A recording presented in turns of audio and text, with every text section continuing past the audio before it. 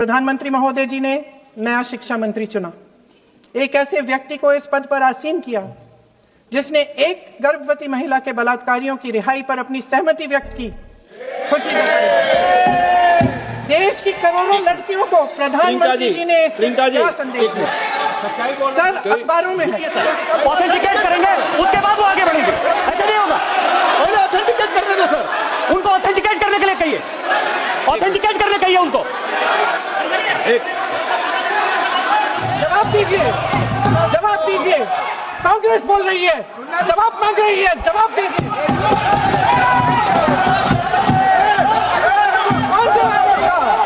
कौन जवाब देगा? गृह मंत्री जी जवाब देंगे। किसने ऑर्डर दिया? किसने ऑर्डर दिया पैलेट गन्स चलाने के लिए? किसने ऑर्डर दिया? इस विषय पर बोलने का मौका दिया। कुछ दिनों पहले हम राम मनोहर लोहिया अस्पताल गए थे।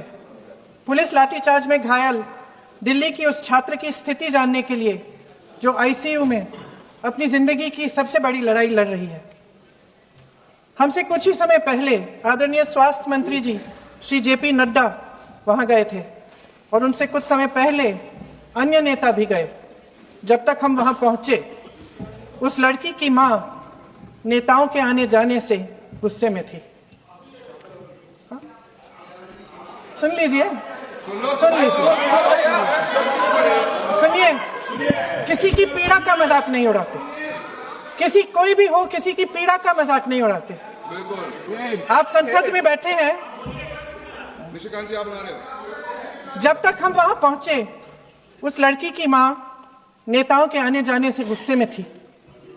किस लिए आए हो? उसने आईसीयू के दरवाजे के बाहर खड़े होकर हमें पूछा। हमारे सामने कांपते हुए हाथ जोड़े, कहने लगी कि धन्यवाद, आप आए हैं, ठीक है, मगर मुझे किसी से नहीं मिलना, मुझे किसी से बात नहीं करनी। महोदय, उस मां की पीड़ा से उसका पूरा शरीर कांप रहा था, लेकिन उसने दृढ़ आवाज में कहा, सुबह से बड़े बड़े लोग यहां आ रहे हैं, एक के बाद एक वीडियो बना रहे हैं। वह भी आए जिन्होंने मेरी बेटी का यह हाल किया है। किस लिए? उसने हमसे पूछा। किस लिए? मेरी बेटी की बलि तो चढ़ गई है, लेकिन उसे कुछ भी हो जाए तो मैं उसके लिए अपने आप लड़ूंगी। मुझे किसी की मदद नहीं चाहिए, मैं अकेले लड़ लूंगी। महोदय, शायद मुझे यहां खड़े होकर सबके सामने ये बात नहीं कहनी चाहिए, मगर उस मां की गुहार ने मुझे शर्मिंदा किया। उसके दिल के टूटने की वो आवाज जो अस्पताल की दीवारों से में गूंज रही थी, मेरे मन में अभी भी गूंज रही है। इसलिए उस मां की इजाजत लिए बिना मैं आपके द्वारा आदरणीय प्रधानमंत्री महोदय जी और आदरणीय गृह मंत्री महोदय जी से पूछना चाहती हूं कि क्या जरूरत थी एक मासूम बच्ची पर इस तरह दमन करने की? क्या जरूरत थी उन छात्रों पर आंसू गैस चलवाने की, उन पर लाठियां बरसाने की, उन पर वाटर कैनन्स चलवाने की? क्या जरूरत थी उन नौजवान लड़कियों को जलील करते हुए उनके कपड़े फाड़ने की, उनको बेरहमी से गंदी तरह पिटवाने की? देश के युवाओं पर पैलेट गन्स और AK-47 चलवाने की क्या आवश्यकता थी? क्या वे आतंकवादी थे? क्या आतंकवादी हैं? टेररिस्ट हैं? हाँ, कांग्रेस बोल रही है, हाँ, कांग्रेस बोल रही है। जवाब दीजिए, जवाब दीजिए। कांग्रेस बोल रही है, जवाब मांग रही है, जवाब दीजिए। कौन जवाब देगा? कौन जवाब देगा? गृह मंत्री जी जवाब देंगे। किसने ऑर्डर दिया? किसने ऑर्डर दिया पैलेट गन्स चलाने के लिए? किसने ऑर्डर दिया? आपके माध्यम से मैं पूछती हूं अध्यक्ष महोदय, किसने ऑर्डर दिया? प्रधानमंत्री जी ने दिया? गृह मंत्री जी ने दिया? जवाब देंगे। पूरा देश पूछ रहा है, सिर्फ कांग्रेस पार्टी नहीं पूछ रही है, पूरा देश पूछ रहा है। अध्यक्ष महोदय, देश के माता पिता पूछ रहे हैं, छात्र पूछ रहे हैं, अध्यापक पूछ रहे हैं, पूरा देश आज ये पूछ रहा है। और आपकी जिम्मेदारी बनती है कि आप इस सवाल का जवाब दें। क्यों डरते हैं आप इस देश के नौजवानों से? क्यों डरते हैं आप इस देश की बुलंद आवाज से? और उस आवाज को दबाने का हक आपको किसने दिया है? महोदय, ये सदन यहां बैठे हुए सांसदों की जागीर नहीं है, ये इस देश की अमानत है। यहां बैठे हम सब, इस देश की जनता, इस देश के युवाओं, बुजुर्गों, गरीबों, अमीरों और सब धर्मों, सब वर्गों के देशवासियों के सेवक हैं।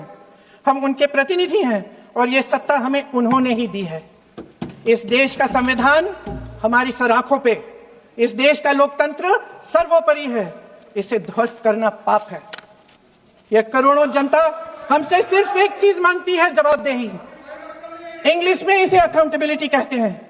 हमें सत्ता देकर, हमें यहां तक लाकर सिर्फ उसकी ये गुहार है कि जो हम करें उसकी भलाई के लिए करें, और अगर उनके साथ अन्याय हो तो हम उनके प्रति जवाबदेह बने और उन्हें न्याय दिलवाएं। पिछले दिनों हजारों बच्चे सड़क पर उतरे। उन्होंने अपनी पीड़ा व्यक्त की। गांधी जी के दिखाए हुए रास्ते पर अहिंसा और सत्य को अपने दिलों में रखते हुए, गाते, मुस्कुराते हुए शांतिपूर्वक प्रदर्शन किया। लोकतंत्र के सबसे पवित्र सिद्धांत के तहत उन्होंने अपनी आवाज उठाने का अधिकार कायम किया। ये उस भारत के बच्चे हैं जो गांव में रहते हैं, जो महानगरों में रहते हैं, जो छोटे कस्बों में, छोटे शहरों में रहते हैं, जहां माँ अपने गहने बेच देती है, पिता अपनी जमीन गिरवी रख देता है, एक परिवार अपनी पूरी जिंदगी की कमाई बच्चे के सपने पर खर्च देता है। और अब उन्हीं बच्चों को लगने लगा है कि आज इस देश में मेहनत से ज्यादा बेईमानी मायने रखती है, मेरिट से ज्यादा पैसा मायने रखता है। तब सिर्फ एक छात्र नहीं हारता, उम्मीद हारती है। इन परेशान बच्चों ने अपनी उम्मीदें आपसे साझा की। उनकी मांगे क्या थी? कि पेपर लीक करके उनके साथ जो बार बार अन्याय किया जा रहा है उस पर कार्रवाई की जाए, कि जो सिस्टम उनके भविष्य को कुचल रहा है उसे सुधारा जाए, कि जो माफिया उन्हें घेरे हुए है उसे हटाया जाए, कि जिस मंत्री के कार्यकाल में यह सब हुआ वह इस्तीफा दे, कि उन पर बर्बरता करने वालों पर कार्रवाई की जाए और उसके लिए माफी मांगी जाए। बस यही उनकी मांग थी ना, कि जो शिक्षा और स्वतंत्र अभिव्यक्ति का अधिकार उन्हें संविधान ने दिया है उसे कायम रखा जाए। महोदय, हमारे एजुकेशन सिस्टम में कुछ समय से बहुत खामियां भर चुकी हैं।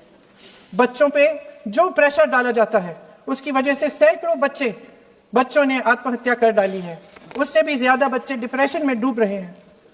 परिवारों पर बच्चों को पढ़ाने लिखाने के लिए घूस, capitation fees, tuition fees, coaching fees आदि के घिनौने दबाव है। लोन लेने पड़ते हैं, सामान बेचना पड़ता है और उसके बावजूद कोई गारंटी नहीं कि उनके बच्चों के भविष्य मजबूत बन पाएंगे, क्योंकि बेरोजगारी चरम पे है। इस सरकार ने रोजगार पैदा करने वाले सभी सेक्टर्स को लगातार कमजोर किया। एग्जामिनेशन सिस्टम खुद फेल हो गया है। पिछले दशक में 152 पेपर लीक हुए, 750 करोड़ छात्र प्रभावित हुए, मगर एक भी दोषी, एक भी माफिया को सजा नहीं। हमारे एजुकेशन में आरएसएस के प्रचारकों को भर भर कर उसे खोखला बना दिया है। जबरदस्ती एनटीए बनवाकर सिस्टम का केंद्रीकरण करके उसे और भी उलझा दिया। देश के कुल बजट में, हाँ जी जबरदस्ती, आपने अभी सुना तमिलनाडु के हमारे साथी क्या कह रहे थे। देश के कुल बजट में एजुकेशन बजट की हिस्सेदारी हर साल बढ़ाने की बजाय घटती जा रही है। 1.4 लाख करोड़ रुपया का पूरा बजट एजुकेशन बजट है और 1.32 लाख करोड़ सिर्फ नीट देने वाले 22 लाख बच्चों के परिवारों से हर साल खींचा जाता है। एक और शर्मनाक आंकड़ा भी है, 1.4 लाख करोड़ रुपया हमारा पूरा एजुकेशन बजट और 16 लाख करोड़ रुपए जो मौजूदा सरकार ने बड़े उद्योगपतियों के लोन माफ किए हैं। सोचिए कि इस सरकार की प्राथमिकताएं क्या है। सच ये है अध्यक्ष महोदय कि जिस तरह अस्पताल में उस छात्रा की मां का विश्वास पूरे सिस्टम से हट गया है, उसी तरह देश के युवाओं का भरोसा इस पूरे सिस्टम से टूट चुका है। और जब इस तरह देश के भविष्य, हमारे युवा निराश होकर सरकार और सिस्टम से अपना भरोसा हटा देते हैं, तो उस भरोसे को फिर से बनाने के लिए सिस्टम के अंदर से जवाब नहीं ढूंढा जा सकता। उसके दायरे से बाहर निकलना पड़ता है, नए सिरे से ठोस प्रयास करने पड़ते हैं। अफसोस की बात यह है अध्यक्ष महोदय कि इतना हो जाने के बाद भी आदरणीय प्रधानमंत्री महोदय जी और उनके साथी इस सच्चाई को समझ नहीं पा रहे हैं। वे अभी भी ये सोच रहे हैं कि पीआर, नैरेटिव चेंज और पालतू मीडिया के सहारे एक बार फिर उनकी नैया पार हो जाएगी। परसों शिक्षा मंत्री जी ने शर्मनाक परिस्थितियों में अपना इस्तीफा दिया और कल यहीं मकर द्वार पर मेरे सत्ता पक्ष के सांसदों ने जिंदाबाद के नारे चिल्लाते हुए उनका संसद में ऐसे स्वागत किया जैसे मानो कोई सुपरस्टार पहुंच गए हैं। विडंबना देखिए महोदय, जब भूतपूर्व शिक्षा मंत्री को मुकुट पहनाया जा रहा था, स्वागत हो रहा था उनका, तब महाराष्ट्र में एक परिवार पेपर लीक पीड़ित अपनी बेटी की आत्महत्या का शोक मना रहा था। आपकी सरकार ने देश के करोड़ों छात्रों को क्या संदेश दिया? आपको किस बात का गौरव है, किस बात का अभिमान है? ये कौन सा अहंकार है? जहां आंखों में शर्म होनी चाहिए वहां बेशर्मी और स्वागत के नगाड़े बजाए रह रहे हैं। एक तरफ मातम है, दुख है, यहां फूल माला डाल रहे हैं।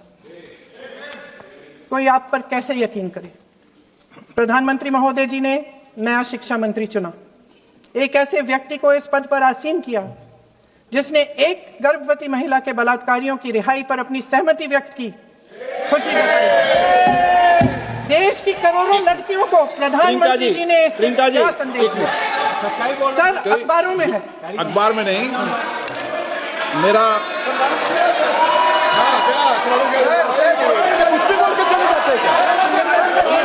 सर, जो प्रहलाद जोशी जी ने बिल्किस बानो के बलात्कारियों की रिहाई पर जो बयान दिए, उसका प्रमाण मैं आपको दे दूंगी, मैं भेज दूंगा।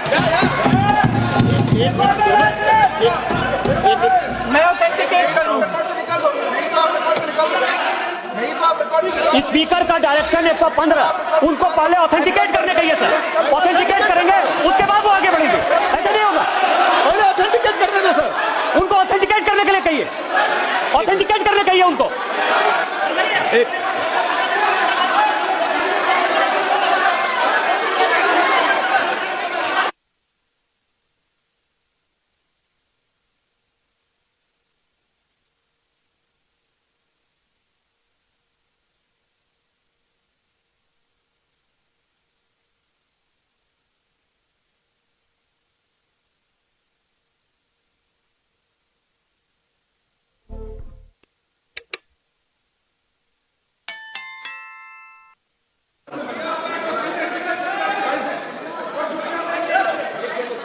आप उनको बोलने दो, आप मत करो। मैं एक विषय बताऊं, एक मिनट बताऊं।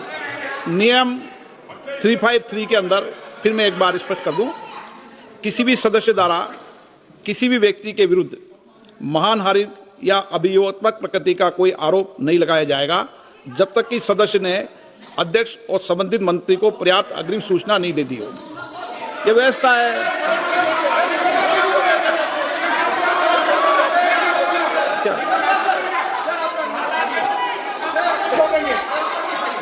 House, ma'am. The same house. Honorable Shrikant Bey told, still that is in the record about Indira Gandhi ji. Still that in the record. Still that in the record. Sir, you are not removed, sir. बोलो, आप भी बोलो। Sir, केसी वेणुगोपाल जी ने जो नाम लिया है और मैं नेहरू जी के बारे में जो बात कहा है मैंने, सर, मैं उस पर कायम हूं और मैं किताब जो है ऑथेंटिकेट करने के लिए तैयार हूं। अय्याज थे नेहरू, अय्याज थे। मैं फिर दोबारा रिपीट कर रहा हूं, आई एम अगेन रिपीटिंग, यही फैक्ट है और मैं किताब में ऑथेंटिकेट करके दे रहा हूं। I am authenticating that book.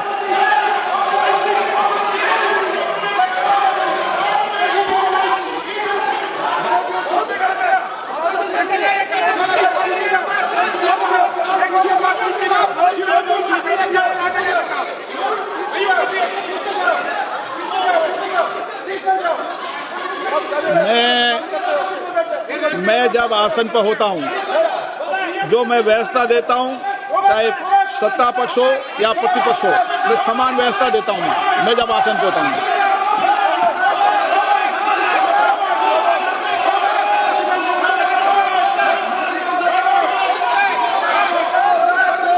Please बोलने दो, आप उनको बोलने दें, उनको बोलने दें। नो, अरे आप उनको नहीं बोलने देना चाहते? चलिए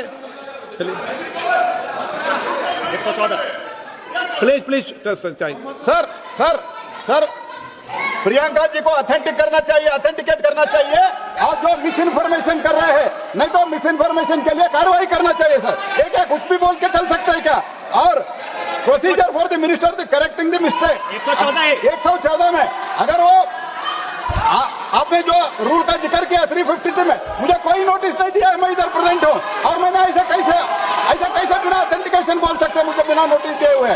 इसलिए मैं इसको खंडन करता हूँ और उसको एक्सपेल करना चाहिए और उनको माफी मांगना चाहिए। संसद में विपक्ष को दोषी ठहराने से, खोखले राजनीतिक खेल खेलने से काम नहीं चलेगा। आप जेन जी का भरोसा वापस जीतना चाहते हैं तो नए नए एंगल से, अपने फोन से नए नए वीडियो बनाने से नहीं होगा। प्रधानमंत्री जी को कैमरे का एंगल नहीं, दिल का एंगल बदलना पड़ेगा। ये जनरेशन जागरूक है, समझता है, झूठ पहचानने की उसकी अपार क्षमता है। इनका दिल और दिमाग जीतने के लिए आपको सच्चाई पर उतरना पड़ेगा। आपके शासन के चलते इस नौजवान पीढ़ी के साथ घोर अन्याय हुआ है, बर्बरता हुई है। इस सच्चाई को स्वीकार करिए। अपनी जिम्मेदारी से पीछे हटने से काम नहीं चलेगा। आदरणीय प्रधानमंत्री महोदय जी, आपको जिम्मेदारी लेनी पड़ेगी, ठोस कदम उठाने पड़ेंगे। शिक्षा विशेषज्ञों को इकट्ठा कीजिए, छात्रों, अध्यापकों, सभी स्टेक होल्डर्स को साथ लेकर, अन्य विचारधाराओं के थॉट लीडर्स के साथ गहरी चर्चाएं करवाकर एक नई शिक्षा प्रणाली तैयार कीजिए। मौजूदा नेशनल एजुकेशन पॉलिसी में 8 महीने तो एग्जाम चलते हैं, अध्यापकों को पढ़ाने का समय नहीं मिलता। सिर्फ आरएसएस के लोगों से भरने की बजाय सिस्टम को शिक्षित, एजुकेटेड, उन्नत और उदार दृष्टिकोण के लोगों से भी भरिए, जिनकी योग्यता सिर्फ उनकी विचारधारा न हो। रोजगार पैदा करने के सख्त कदम उठाइए, इस पर फोकस करिए। मेडिकल कॉलेजेस की संख्या बढ़ाइए, चिकित्सा शिक्षा का विस्तार कीजिए, ताकि ये बच्चे जो मेहनत कर करके भी अपने भविष्य नहीं बना पा रहे हैं, एक उज्जवल भविष्य का सपना देख पाए। अध्यक्ष महोदय, छात्रों को सड़क से हटाया जा सकता है, लेकिन उनके सवालों को नहीं। हर लाठी जो किसी लड़की पर, किसी लड़के पर चली है, वे बच्चों की पीठ से ज्यादा सरकार की साख पर पड़ी है। देश के नौजवान न्याय मांग रहे हैं, भीख नहीं। वे यहां सरकार गिराने नहीं, अपना भरोसा बचाने के लिए आए थे। अध्यक्ष महोदय, आपके माध्यम से मैं सरकार को कहना चाहती हूं, अपनी साख बचाइए, अपनी नीयत ठीक करिए, अपनी अकड़ का इलाज कीजिए, अपने वादों पर अमल कीजिए। आपके शासन में हमने बड़ी बड़ी चोरियां देखी हैं। चुनाव में वोटों की चोरी, राम मंदिर में चंदा की चोरी, आपके उद्योगपति मित्रों द्वारा देश की संपत्ति की चोरी, किसानों की जमीन की चोरी, लेकिन सबसे बड़ी चोरी, हाँ ठीक है, सबसे बड़ी चोरी तब हुई, कहिए, बोलिए,